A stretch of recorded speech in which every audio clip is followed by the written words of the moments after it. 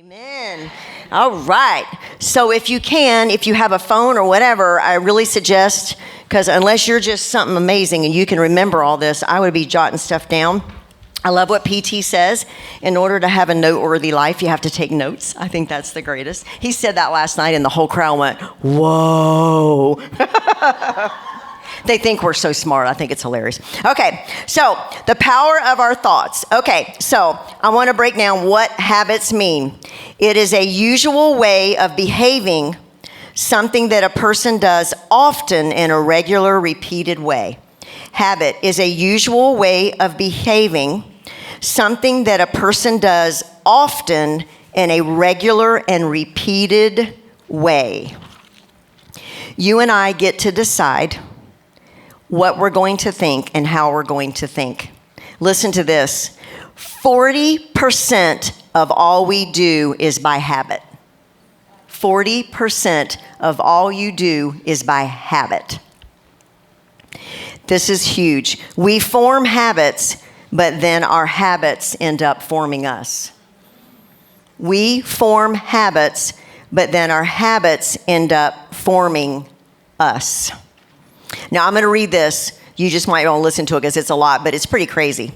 Scientists say that habits, scientists say, emerge because the brain is constantly looking for ways to save effort. Left to its own device, the brain will try to make almost any routine into a habit, because habits allow our minds to ramp down more often. And when our minds ramp down related to our routine actions, they stand ready to engage with something new. With a habit, the decision is already made, and the bandwidth of our mind, so to speak, is free to focus on something else. PT and I got up the other morning, and we're running and walking every day for this G5K. And he had already gotten up, and he texted me and said, I'm out doing a quick warm-up. I know you have your routine, and then let me know when you're ready. And I went, what do you mean I have my routine? I'm like, at first I thought, what is he talking about? And I got up, and of course, thank God, I brushed my teeth and I peed. And then I get my China gel, which is to help loosen my beautiful 61-year-old back. And I rub it all over my back and down the back of my legs and across my knees. And then I put on my workout outfit, and then I always make the bed. I have to have the bed made before I go out the door. And then I go in and I put my visor on. And if I see anything in the kitchen, I make sure it's put up. And as I'm walking, I went, Lord, you have a routine. I didn't even realize it. I had no idea. He knew it, and he texted me, are you finished with your routine? I'm like, oh my word. Isn't that crazy? But you know what's crazy about it? I didn't even realize it. Like, I think most of the time we don't know. We don't even realize the habits that we have. And it's not that habits are bad. Some habits can be incredibly good. Thank goodness we have a habit to look before we cross the street. Pretty good habit, you know? But some of the other habits that we have, not so much. A lot of them, especially with the way we think. So, I do want to focus on our thoughts. There's a lot of habits that we could focus on, but I do want to focus on what we think. Now, this is the deal with women. We think like a ball of wire. I was going to find my ball of wire, but I didn't get home in time from Lake City because we were rushing when we got home. I had this ball of wire. And if you take a ball of wire and you start wrapping it and putting it in a ball, in order to find the end and the beginning of it is almost impossible. Well, that's how we think. Everything is connected to everything. And so since we think in this ball of wire, we're always connecting, like always connecting. So, example, I'm at Publix the other day, and I see this girl, and she reminds me of a girl from high school. And now, granted, I'm at the grocery store. I've got my phone with my list. But no, that's not where I went. My mind immediately started thinking about this girl from high school. And from there, I remembered one day what she did to me. And then from there, I remember going home and crying to my mom. And then from there, I remember going the next day. And the rabbit trail began, all because I saw a girl that reminded me of a girl from high school, right? Do you do this? It's like everything is connected, everything. So when you start to think about the power of our thoughts, I want you to write this statement down. We all live in the world between our ears. We all live in the world between our ears. And the quality of our lives depends on that process. And the quality of our lives depends on that process. Any experience you have in life is shaped by your thinking process. Oh, my Lord. I'm telling you, this stuff riveted me. I was like, Lord, how we think, what we think, the process that we think. So when PT and I were dating, he was, in his mind, was protecting me by not letting people know that we were dating because everybody wanted to know his life. He's in front of 80,000 people every weekend of his life. He didn't want people to know. That was his thought process. My thought process was he was ashamed of me. So one situation, two different thoughts. Yeah. I thought and he thought, and then we all think. And then I lived in it. You have no idea how long I lived in that. To go, why can't you tell someone that you're dating me? You don't understand, gay. People are cruel. And he was right, because as soon as people found out, you've heard me tell you this story, first thing is someone walks up to me and said, oh, you're the one that married Tim. Yeah, or Tim married you. Yes. Oh, I always thought he was going to marry a model. And that was the words this man said to me. So he was protecting me, but my thought said he wasn't. He was ashamed of me, right? So it's amazing how what we can create in our mind is like crazy. The act of thinking is controlled by habit. Whether the thoughts are good or bad, we create a habit by what we think. The mind is a powerful tool and quite frankly, it's a battlefield. Our mind is the master builder, and that which we think upon may become either misery or miracle. Wow. Our mind is a master builder, and which we think upon may become misery or a miracle.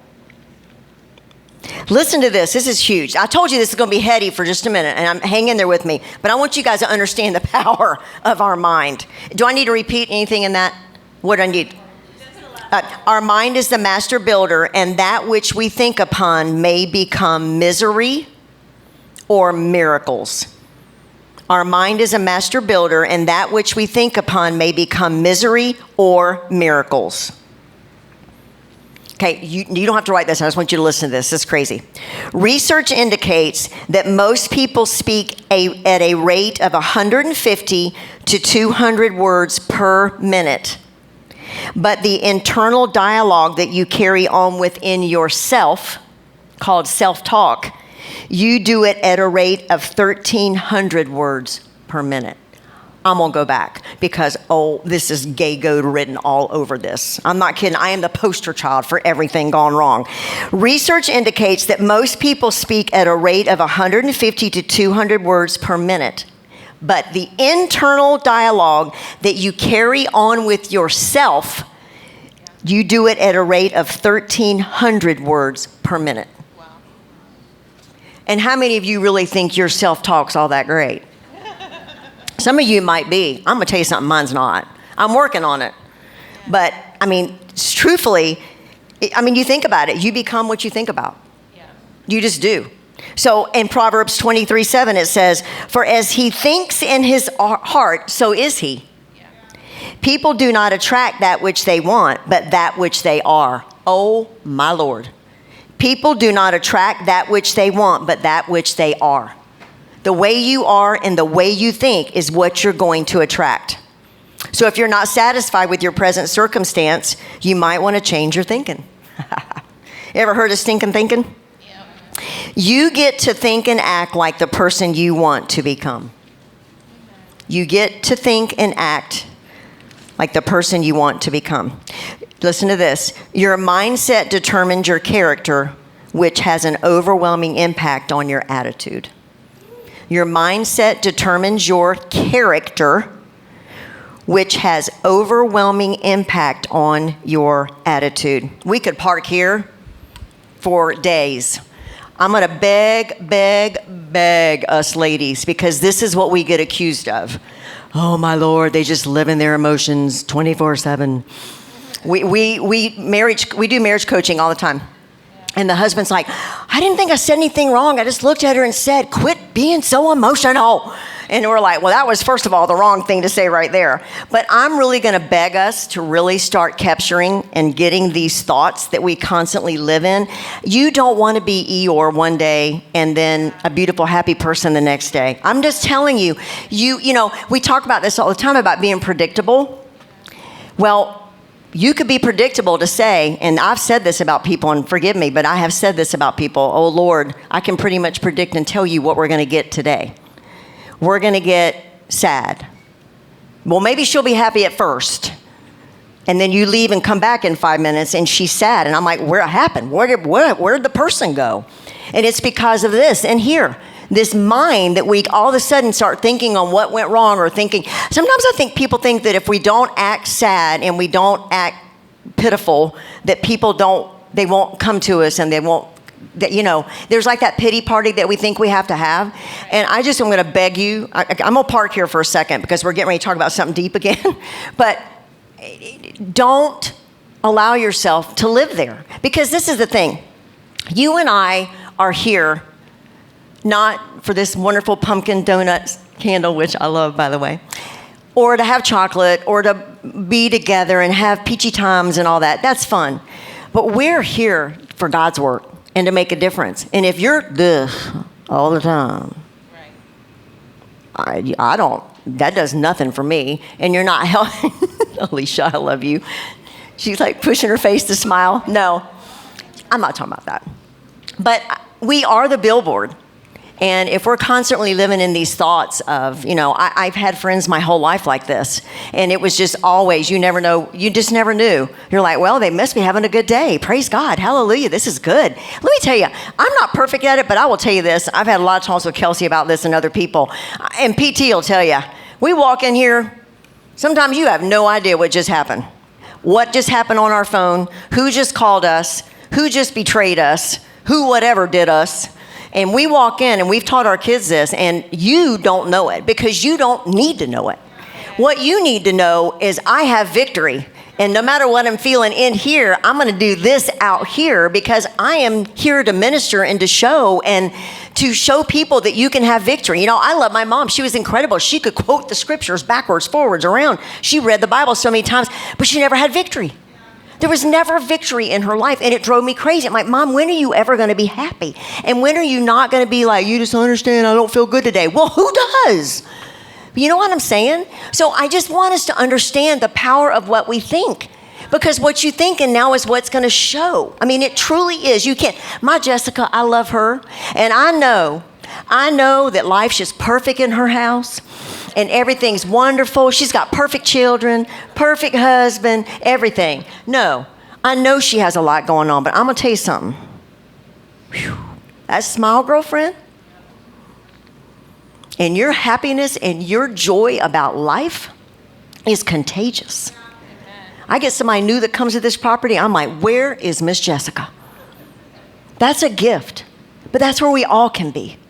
It doesn't matter. But you know what you chose? The space between your two ears. Whatever that is, you said, put it aside. Let's go. And I'm going to beg us women. I'm telling you, we got to make a difference, and we got to work on this. We've got to. That's why I told the story how our children were not allowed to pout growing up. That was like, nope, no pouting in our home at all. And if they started to pout, we would say to them, you have less than a minute to get out of it. And they got out of it. And now what I love is it doesn't matter. And I told the story this morning how we were supposed to go to a Hillsong conference. This was a few years ago. And I mean, Bree was like fired up. Was it Hillsong? I think it was. Oh, she was, tickets bought, fired up. This was going to be, we were all so excited about it. Plane tickets bought, the whole thing. And then PT comes and says, babe, I want to let you go. I got a call from a company, and they want us to come. And I really feel strongly that we're supposed to go do this function. I'm like, okay, babe, but we're supposed to go to Hillsong. He goes, there'll have to be another Hillsong. And so I get the one to be the deliverer to Bree. And so I walk to her, and we talk. And this is what she says to me. Can you just give me less than a minute? And I'm like, yes, you can have less than a minute. And she got it together and she said, there'll be another conference, Mom. Because we didn't allow them to live in this thing up here that's always down, right? And we're going to talk about this. I got to say this really quick. This is something else that rock. I know this is very heady for me. So, I'm feel like I'm being Mr. Einstein here because this stuff's over my head even, but I needed to hear it. So I want you to hear this. There are two mental laws. Are you ready? They are the law of concentration and the law of substitution. The law of concentration and the law of substitution. The law of concentration states that whatever we dwell upon grows in our life experience. The law of concentration states that whatever we dwell upon grows in our life experience. Whatever we think about will be a continual basis of our life. The next says, the law of substitution states that our conscious mind can only hold one thought at a time. It makes no difference to our mind whether the thought is negative or positive. It can only hold one thought at a time. However, we can choose to substitute negative thoughts for positive thoughts. Isn't that crazy? Law of concentration and the law of substitution. So if you find yourself being crabby, negative, always looking at the wrong things in life, that's because that's what your mind is feasting on. And that's then what you're going to show. Thinking what could go wrong brings what could go wrong. Thinking what could go wrong brings what could go wrong. Listen to this. Scientific fact says it takes more energy to think on the negative than the positive. Scientific fact. It takes more energy to think on the negative than it does the positive. I thought this was funny. If you bake a cake and it doesn't turn out like you want, you can blame the oven all day long. But that won't change the outcome the next time you bake a cake. You might want to change your recipe. Is that dad blame oven? I'm telling you. Right? Okay, so let's look at a few thoughts real quick. Number one, us ladies tend to have the habit of growing things. Huh, really? Yeah. No, I'm not in that room of women that grow things. No way. Let me tell you something. I can't grow squat. I actually end up having to pull all the flowers up out here at G5 because I can't get things to grow, but I can sure grow something in my mind. Let me tell you, I'm going to be real. Am I okay to be real? Like, I'm real right now. Hopefully I'm not too real. PT might get mad at me, but we were doing a function not long ago, and, us women, and I got my mind going, that space between my two ears. And I watched this girl walk in, and, I'm sorry, forgive me, it sounds like I'm being judgmental, but she really thought she was it in a bag of potato chips, and that's okay. I'm glad. She had confidence. I think that's awesome. She comes walking in, and she comes walking up, right up to Tim. I've heard so much about you. I have just lived for the day that I could get a hug from you. And she frontal hugs him and grabs him, which is, first of all, a no-no. And then she's going on, and he's standing there like this, and buddy, did I not go nuts in my mind. Immediately, I'm thinking he brought that on. He gave her a look. She saw that he wanted a hug. I started going through. I'm like, can I be real? Literally. And he's going, time out. I had this woman come straight onto me. I couldn't even go to the left, the right. I couldn't squat. I couldn't do anything. She comes right at me. What are you talking about? But I'm telling you because I want you to understand the power of how we grow things. We daggone grow it in our mind. And it's not what it is, but daggone we can grow it. And every time we grow it, the outcome is horrible. We're in this big argument over a woman. He's going, this is hilarious. Why are we fighting about this woman? I don't even know the woman. I could have cared less. You know what I mean? I'm like, well, she just thought she was it in a bag of chips and she came and hugged you. He was like, holy, come on, you women crack me up. But it's the truth. You're laughing because you know you've done it. You have grown it. Girlfriend, I can tell that girl doesn't like me. I can just tell. I can tell by the way she's acting, and she won't give me any eye contact. She walks right by me, and then we just start going. and growing. And when you grow it, oh my word, look out. I'm telling you, we're going to be in trouble if we don't learn how to stop growing. I mean, the other day I woke up and I had a dream. And again, it was about Tim and somebody. And I grew that thing in my mind all day long. And Tim goes, it was a dream, for God's sake. Again, I had nothing to do with this woman in your dream. You know what I'm saying? Yes. I know it. It's the truth. And all day, a whole day I wasted on this dream of what I thought. You know what I'm saying? And he's like, sometimes he thinks, I just wish I would have been there for the heck of it to enjoy it. I mean, my gosh, you're making it sound so wonderful. But you know it's because you've been there. You've been there with a friend where you just grew something in your head that you just thought for sure they felt about you or thought about you or somebody said something about you. And I realized that, you know, we got to be careful what you feed because whatever you feed in water grows. It does. And see, that's one of the reasons the flowers quit growing out here. We didn't get them watered enough. And the sun beat down. We weren't feeding them what they needed. Don't feed what you know you shouldn't be feeding. You got to stop it because that's how the gossip starts. That's how all those things start because we constantly grow it. And I'm telling you right now, I'm working on me because I am really, let me tell you what I'm doing. I'm catching myself. And I say to myself all the time, literally, if you walk by, you maybe hear me say it, don't grow it, don't grow it, don't grow it. Because I guarantee you almost every time it is not what I thought whatsoever. Nothing whatsoever. And hey, we're in the ministry, we're in church. Oh, I got opportunity to grow things all day long. I mean, right? I mean, just, whoo, Lord help us. And it's all done in the name of Jesus, right? Hallelujah. But just join me and stop growing. The next thing is we have a habit of living in our negative thoughts. We have the habit of living in our negative thoughts. We already talked about this a little bit. But I'm just here to tell you, if all we can ever do in any situation is see the negative, I'm just here to tell you right now, you're going to be miserable and everybody around you is. And I don't have to raise your hand. Everybody's got somebody in their life like this. And it is exhausting. And you know what's interesting? I was raised in that and didn't know it till I got out of it. And I never realized how negative, like my mom was. I think about it every time now I go to the grocery store because every time my mom would get in line, oh, wouldn't you know it, I got in the slow line. Of course I got in the slow. And I'd be like a nervous wreck in the grocery store, like, oh my Lord, Mom's gonna get upset because we're in the slow line. And then we would move and that line would start moving fast. Then she'd get mad about that line. And I'm thinking, oh my Lord, I don't want to go to the grocery store anymore. And I never thought about it until I got older in my life to realize you live in that negative all the time. That's where you're going to stay. And you're not going to have a lot of friends. Because you all know you got one and you go, oh Lord, she's calling me, right? And it's going to be negative. It's all, and can I tell you, every one of us are going through something. And sometimes we think we're going through the worst, but I promise you, you'll find somebody else going through way worse than you. So quit focusing on such of the negative.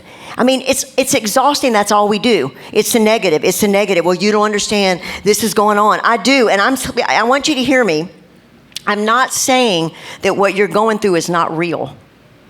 Some of you are still living in thoughts from something someone spoke over you a long time ago or even recently. I was spoken over when I was in high school. I was belittled every day for my height. I was picked on every day because of my feet were small. I had a 4.5-foot shoe at that time in high school. Everybody in high school is growing, sprouting. I got all my tall girls, when they hug me, they all have to bend down over here. But I was picked on all the time. And the words they spoke to me, I have let stay in my head for years. And they weren't positive, they were negative. And every one of you, right, we're gonna talk about this in a little bit, because you've all got some stuff that you still think about. You still bring up. In fact, Miss Becky, I love her so much. She finally said to me the other day when she was coming around, every time she'd hug me, I'd apologize to her for having to bend down. She said, if you apologize to me one more time for having to bend down to hug you, basically she wanted to tell me she was going to slap me, but she didn't say that. But I realized how much I say it because I still think it. I mean, I've got this tall daughter, and thank God for her. But when she doesn't go to the grocery store with me, it's a hoot. Because you and me, we can't reach the stuff on the top shelf. I have to go find somebody, or I clear the bottom shelf and make a place for my feet and get up on it. What is my point? We don't need all that. My point is, we still have those thoughts in our head. And one of the things we all talked about last time with embrace and escape, and some of you ladies talked about ways that you escaped in your life, and some of those thoughts are still in your head. And I just want us to get free of these thoughts. I want us to get to where the space between our two ears, because that's where we live, becomes free. Free. Free. And the only way it's going to be free is if we'll just stop thinking on these things. Number 3. Maybe I'm the only one. Well, I know one other person in here. The habit of thinking we have to speak right now. In our mind, we think we have to speak right now. What do I mean by that? Who in here is married? Okay. And who's like got a dating boyfriend? Serious? Waving? Okay. So, okay. I don't know what it is in women. I don't know what it is. But when we're in the middle of some kind of a, bless your heart, get him. Oh, you're at a ranch. Go, girl. Wait, go ahead. Sorry, everybody, we have a wasp. Well, I'm going to kill him. I don't hate killing him. Here. Sorry, that baby will sting. Oh, he's still. My goodness, he's thinking positive thoughts. Oh, my gosh. Look at him. You go, dude. That's impressive. Oh, my heavens. Okay, he's gone. Good. You feel better? Bless your heart. Wow. Okay, I just have to, I know what I'm going to tell you think doesn't make sense, but it does. Because women, we got to get better at this. When you're in the middle of a conversation, especially like with someone you're married to or dating, and it maybe is a little heated, and our little minds get to going, and we think that if we don't address what's going on in the middle of this whole argument right there, right then and there, that it's not going to be addressed later and it's not going to mean the same. I know right now you're saying, I don't know what she's talking about. No, I think you do. Because they're going and you're going, and if we could learn to go, nyeh, and wait till tomorrow and go, I've been thinking. I had some time to think last night. And I just want to say that this just bothered me the way this was done, or I wish we could have handled this differently, or something. Instead of, while he's going, we better go. Because if we don't get our point across, and they're going to think that we're just a little doormat that just lay down and they can walk all over us. And so we go through this, and we're going to go after it. Am I right? And we do. And then what happens? Kaboom. Every time. And then I go, once again, you didn't wait. You just thought, I asked myself the other day, and I told Tim, I said, I'm sorry, but I'm having to ask myself, why do I think it's so important that I address it right then and there? And I don't know why, because every time I do, it's not good. But if you'll give your time to self to think about the situation, you'll think differently. I've had this conversation in the last 3 weeks with so many women, and they'll call and go, oh my word, last night was awful. You have no idea. And they'll go on, and I'll go, and I bet you didn't wait to talk. You talked and let it all out right then, right? I sure did. So stop and think. Even with friends or whatever you're in, just stop and think about that, and don't feel like you have to do it right in the moment, because truthfully, your opinions aren't as powerful as you think they are. Okay. Number 4, we've got to stop the habit of thinking the worst about ourselves. Now, we could park here forever. We have to stop the habit of thinking the worst about ourselves. I believe that most ladies think hourly about their image, and they worry about it all the time. And we think about it.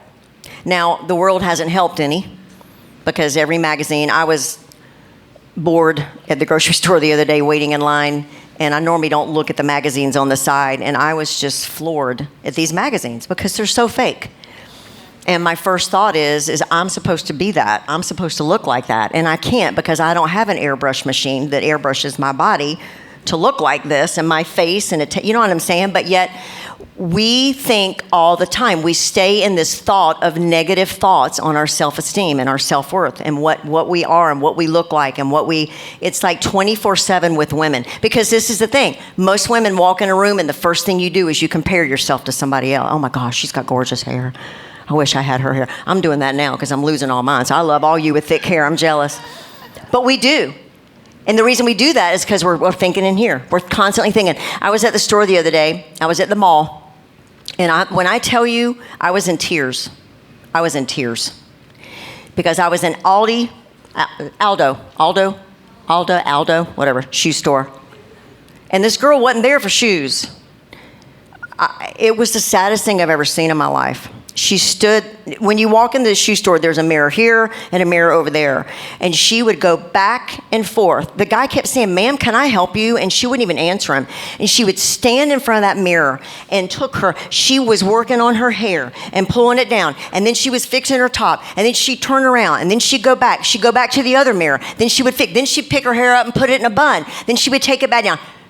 When I tell you, I stood and watched this for 25 minutes. 25 minutes. And the reason I stood is because I started praying. Because I realized that in her mind, she looked at herself. She didn't love herself, but she had to try to make it perfect. And she had to keep fixing it. And the man finally said to her, ma'am, are you here to buy shoes? And she said, no, I'm not. I'm leaving. And she finally walked out of the store. And I just prayed. I said, God, I don't know her name.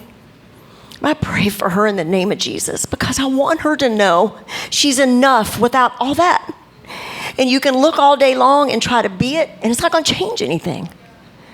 I wanted to go over and say, let's just slick your hair back in a ponytail. Let's put you some old raggy tennis shoes on, and let's go through the mall and walk together and not worry about what we look like. That's what I wanted to say to her. And I wanted to tell her, you're gorgeous, but not because of this. You could tell inside she was a beautiful person, but she was so lost. But truthfully, a lot of us stay there in our minds. And it's a constant fight of our self-worth. And the thing is, and I know you hear it all the time, and it's all goody two-shoes, but truthfully, every time we do it, we slam him. I say this every time. It's like going to an art gallery, and you sit down, and you're looking at the picture, and you're looking and you're like, oh my gosh, who painted a nose like that? Why would he put hair like that? Her legs are huge. Why would you do that? And then up behind you, someone taps on your shoulder and says, I painted that, and it was God. It's like God every day. He painted you, and every day in your mind, because you don't like you, you're saying you don't like what he did. I'm not saying we don't work on ourselves. That's why I'm out busting my honey in the heat trying to do a 5K. But I'm not saying, I'm not going to let my mind become obsessed with not knowing my self-worth and not knowing who I am in him. Because this is the thing.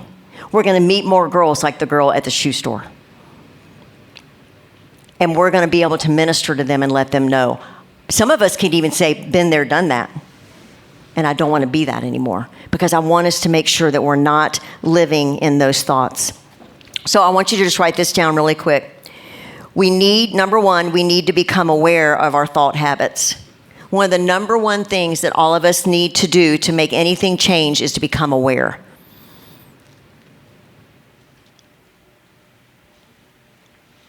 Become aware of everything that we put in our heads.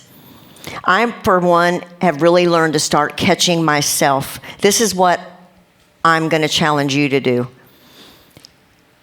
When I see people like that young girl, back in my day, I would have judged the mess out of her. Literally. But what I'm asking God now, in my head and in my heart, is to start showing me what he sees in her. God, you love her. You created her. What is so hurt in her? So now when I see people and when I want to just, because I'm just telling you, people will do it to you, I'm starting to ask myself in my head, what is going on in that person's life? We have these conversations all the time. And it's something my daughter literally says about every other day. She's hurting, Mom. She's broken. She's broken. You know, she sees it in the worship world. You would think not. You have no idea. All these worship leaders, they're so hurt and so broken. So when they react and do things, it's not my place to start creating something in my head about them. It's my place to go, God, Where are they broken? Where are they hurt? How can I love them? I'm telling you, if we'll start doing this and put down the judgment card, I don't think we're going to be blown away to see what happens. Because truthfully, and that's one of the reasons we're so adamant here at G5. You can belong before you know how to behave. It is not our place to judge. It's our place to love. But you have to catch yourself not to start thinking. Because they're all coming. Everybody's got something. Everybody's got a quirk. Everybody's got something. Just watch. Be so aware of your thoughts. I'm just begging you. I cannot tell you how much your thoughts control everything you do. This morning when you got up, what you thought on, you acted on. Bottom line, for sure. The kids today went to do the water park, whatever it was. Wasn't what they thought. Waited in line, hardly got to swim. You got a choice of what you're going to think about. Truthfully. Sure, it was disappointing. I heard you went and got pizza instead. Hey, come to another salute, right? But some people would have carried that for a week. Oh, did I tell you? Did I tell you? Oh, did I tell you? Did I tell you? The other day, poor Bree, I got so confused at how many. I said, did I tell you? She goes, Mom, you already told me. I'm like, man, am I getting old? Dear God. She goes, yeah, you've told me 3 times. I'm like, oh my gosh, I'm embarrassed. But you know what I'm saying? Did I tell you? My brother was that way. Lord help, as if I don't travel. One time he traveled and he had a 3-hour delay and they had to spend the night at a hotel. I heard about it for 6 months. I'm like, Gary, I do that in my sleep. I have had more delays in my life than you've pooped. I mean, it's like, I'm going to be real. But you have somebody like that? They live in this, like all the time of what happened. And I'm just sorry. I know I'm hitting my head a lot, but I'm screaming, please get out of your head. We make up stuff that's not true. Today, whatever you did today, this is what controlled it. Whatever you thought on. Some of you are ticked at your husband, and it's probably something you thought in your head, and it's not even real. Right. Or it's not worth it. I'm going to say that. I think we need to get to the point where we got to decide what's worth it. Number 2, we need to be very, very adamant about renewing our minds. We need to be very adamant about renewing our minds. Listen to renew. Renew means to make like new. It means to restore to freshness. It means to renew, make like new, and restore to freshness. Oh, if you think about that every morning, if you could get up and go, Lord, I need a fresh mind. I give you my thoughts. Father, I'm putting the word in. That's why worship is so incredibly important before you go to the battlefield, because all of you are in a battlefield, either at home or at work or at the store or wherever you're at a battle. So if you will restore your mind to freshness by getting another bug, are we good? Oh, I was going to say, my heavens. So listen to this. I love this. This is in the Passion Translation, which is my favorite. This is Romans 12:2. You can go home and look it up. It says, stop imitating the ideals and opinions of the culture around you, but be inwardly transformed by the Holy Spirit through a total reformation of how you think. This will empower you to discern God's will as you live a beautiful life, satisfying and perfect in His eyes. But I'm going to say it again, but be inwardly transformed by the Holy Spirit through a total reformation of how you think. God knows how much we stay in our heads, because we do. We think it all the time. And renewing is like a subscription. You ever get caught in one of those? I did that by mistake the other day on Amazon. There's a button you can click, and it says one time or subscription, and by God, I didn't click the right one, and now I'm getting it. I'm like, and it's almost hard to cancel the sucker. You should be that adamant about renewing your mind. You should not be able to cancel a sucker. You should be renewing it and renewing it and renewing it. These things you think on, these things you think on, these things you think on. I'm telling you, it's what's going to run your life. I want to end in this story real quick, and then I want us to talk just a few minutes. There's a lot of things that have happened in our life, especially being in ministry, that have affected us as a family. And I've seen a lot of people that could think a lot of different ways and could choose to live in a really tough place. When we used to work in the at-risk community, every week of our lives, we we would go in and we would drop down this trailer. It was called Jam Street. And Josanna, Jennifer, you guys were all there. And we would play music and do games and Bible studies right in the inner city. And then we realized that the moms were like, nothing was happening with the moms. And they were needing someone to pour into them because they were still trying to get their kids, when we would do giveaways, go up and steal another bag and go, I'm like, wait a minute, we're teaching the kids not to steal and the moms are asking them to steal. So Tim said, we've got to do something. So we started a program for them called True Girlfriends. And we brought the ladies in and we would sit and talk to them. And it was awesome. Josanna had a car, we called it Big Red. And she would go pick them up right in the inner city, where I'm talking gunfire, drugs, it's all going down. And pick all the ladies up and bring them to our office. And so we would sit and we would give food and stuff. Well, our favorite little lady was Mama May. I'm telling you, it makes me cry because she would have loved this ranch. She died really right before we bought the ranch. But she was 70, like 8 something maybe. Yeah, it was hard to tell. She had such a rough life. She had this little wig. She never could get it right. It was always turned a little bit. But when she come, the only place that she had peace was when she was with us. And so she would sleep through my whole talk. It was so sweet. She'd get her caramel apple, and she'd sit, and the caramel would start dripping. And then when they would clap when it was over, she'd go, "Oh, that was so good." She said, "Miss Gay, you are so good." It just touched my heart. And I said, "Thank you, Mama May. You're so sweet."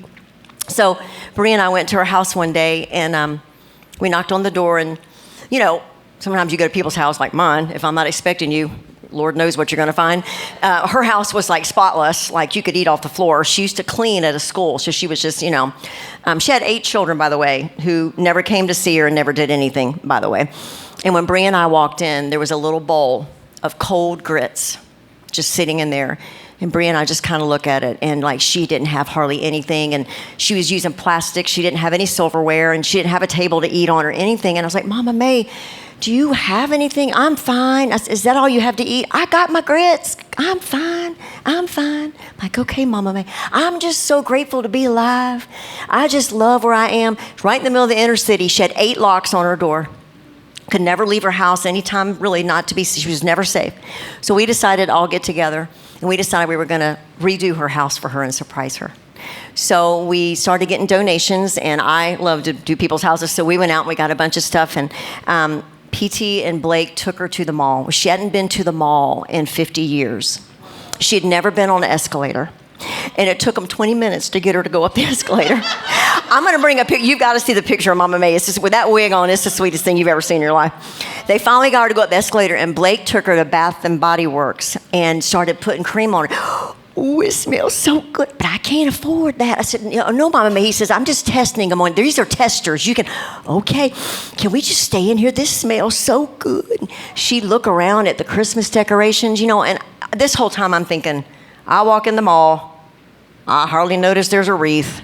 So what if there's a tester? You know what I mean? Your whole mind, how you think. Yeah. So Tim calls and says, "Gay, we're on our way back." So we're like, "Oh my gosh." So we're in there and we're trying to be quiet. Now we had to be dead quiet, because if she thought there was anyone in the house, there's no way she would go in. So we were like, so quiet. And she's unlocking. "I'm sorry, I'm shaking. I don't know why." And she's trying to get him unlocked. And when she opened the door, we just yelled surprise.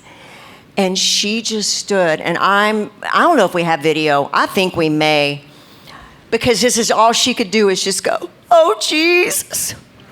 Oh, Jesus." And she went and she walked in, and we had this silverware that we had bought, and it was on a stand from Target. And the silverware, you come in, and she goes, "Oh my God, I have silverware. I'm never touching it. It's staying right there. I'm never going to touch that silverware. That's the prettiest silverware I've ever seen in my life." And I'm like, "No, Mama May, it's for you to eat." "Nope, it's staying right there in the middle of that table." Like, "Okay, Mama May." I said, "Why don't you go in your bedroom?" And all she had was a mattress and a pillow. She never had bedding. And we had this beautiful bedding, and she laid and she said, "Jesus, Jesus."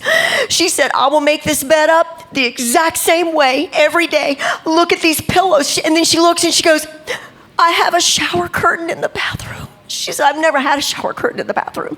And she goes running into the shower, and we're all just sitting here like, oh my gosh. The thoughts that this woman has in her head of gratefulness The gratitude of what she was given was mind-boggling, and her life was horrible. 8 children, and they never did anything for her, ever. Our dream was to take her to the beach. We never got to. We were traveling, and she actually passed away before we were able to take her. But we did take her to Disney, and we got her a wheelchair. She never said in it once. She said, I am not sitting in that chair. And we've got pictures of her watching the parade like a little 2-year-old with her caramel apple. She was afraid if she ate it all, it wouldn't last. I said, Mama May, I'll get you another one. It's okay. And the caramel is down her arm. I've got to bring pictures. I'm telling you, anytime I go to think like I shouldn't be thinking, I think of Mama May. She had every right to think awful thoughts. She had every right to be angry. She had every right to be hurt. And she never showed it one time, ever. We switched out names at Christmas, and someone drew her name and gave her a box of green apples and caramel. And I promise you, you would have thought she opened up $1 million. She just kept crying and could not believe somebody gave her these apples. She held them to her chest. She rocked them. But that's here, between these 2 ears. I want us to start thinking right and capturing our thoughts. We got a world to change, ladies. And I'm telling you, if you're married, your husband's dying for you to get this right. They walk and say, you're so pretty. Oh, yeah. Uh-huh. Oh, my gosh, no. You know how long it take me to say thank you? Please get this right. There's no way we're going to do what we want to do here of loving people and honoring people if we can't think right. So I want us to think right, okay? So we're going to do a couple questions, okay? So one is, how have I let my thoughts run me, and how can I change what I think on? How have I let my thoughts run me, and how can I change what I think on? So, will he stop the, okay. So whatever you talk about is not going to be recorded, just so you know, everybody knows. So does anyone have, while we've been talking, does anyone have anything that came up in your head? The question is, how have I let my thoughts run me, like times in your life, and how can I change what I think on?